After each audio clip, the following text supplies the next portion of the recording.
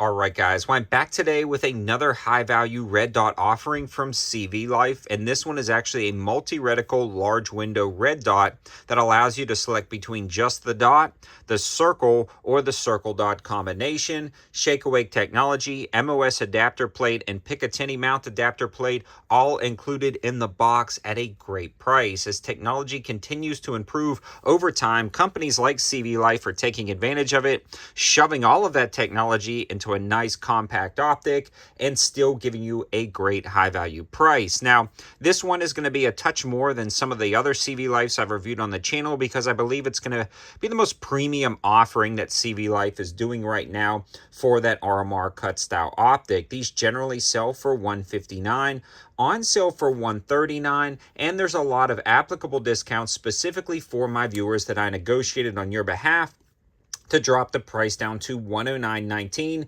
with free prime shipping. Now that can't last forever, so you'll want to take advantage of this if you are interested in this optic at the end of the video before all those discounts expire. But we're going to talk about the specs and features and performance down at the range, but all the info will be in the description below at the end of the video. And at this point, I want to give a huge shout out to AAC for sponsoring the ammo to help make this video. We've been running so much 9mm through this Mac 9 DS setup with this optic attached because it is a freaking joy to shoot, and this whole thing is just a high value package. Sub the channel and check out the review on this platform. But AAC has been running great, especially their 115 through here is super smooth. 147 is also clean burning, runs great with a can. Definitely check them out. Thanks to AAC for sponsoring. Back into the review of the optic. Now, the first thing I noticed about this optic was, like I said, everything in the box. CVLIFE doesn't leave anything to be desired, so whether you're throwing it on a Glock MOS with this adapter plate, or even doing an offset 45 degree on a flat top, or putting it on a PCC, they've got everything you need to mount it up, including screws. When you pull it out of the box, you'll also notice that it's got large push buttons on the side, and this thing gets freaking insanely bright. One of the brightest red dots I've ever had out to the channel, but it also gets very dim, which is very convenient. Now, I love the fact that this gets so bright because in every single lighting condition, this will work. I absolutely hate getting a high value or budget red dot, taking it to the range, then shooting towards the sun or where the sun is reflecting off of a white piece of paper on a target, then you just can't see it. Now you can see I just selected the dot. You can long press, which is really convenient, and go to just the circle. And then you can go to the circle dot combination, and everything works out incredibly nice down at the range with this dot. I mean, it just really does. Now, the dot size and all of these specs and features can be found online, but in a nutshell, it's a 3 MOA dot and a 50 MOA circle, and you can toggle between. This also has a large viewing lens, which is great for competitive shooting, and I think pairs up really nicely with just a full-size 9mm.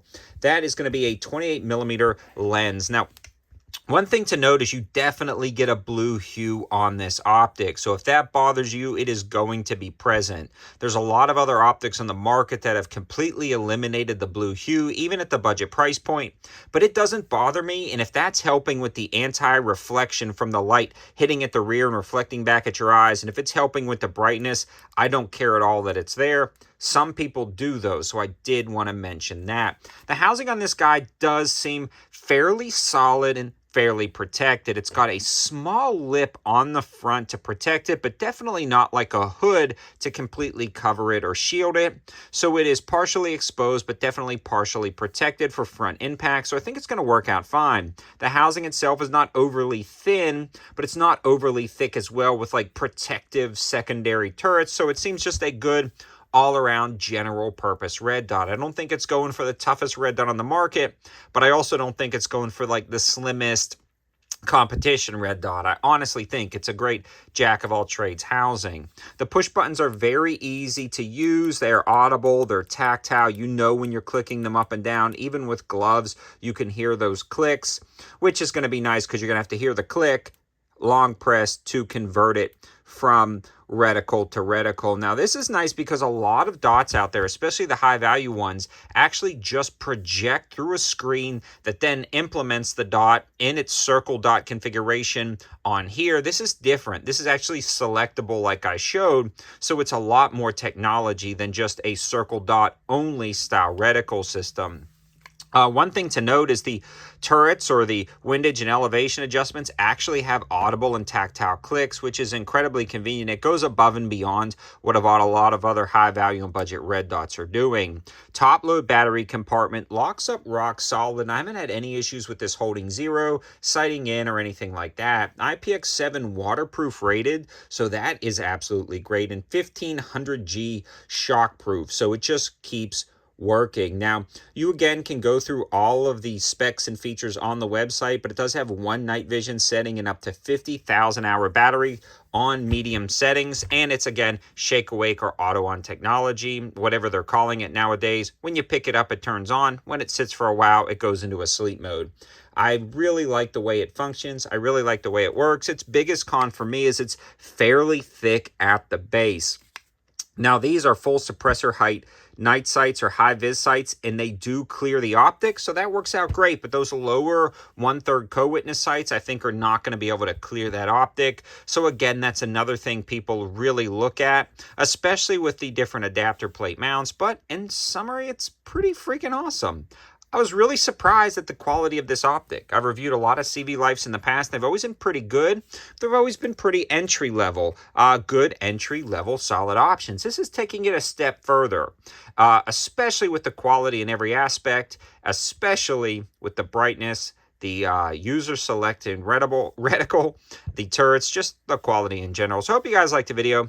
Let me know your thoughts in the comment section below. Would you ever run a CVLIFE optic? Would you ever run one of these entry-level high-value optics on your setup? I really want to hear from you. And again, all of the information will be in the description below for CVLIFE as well as the discount info.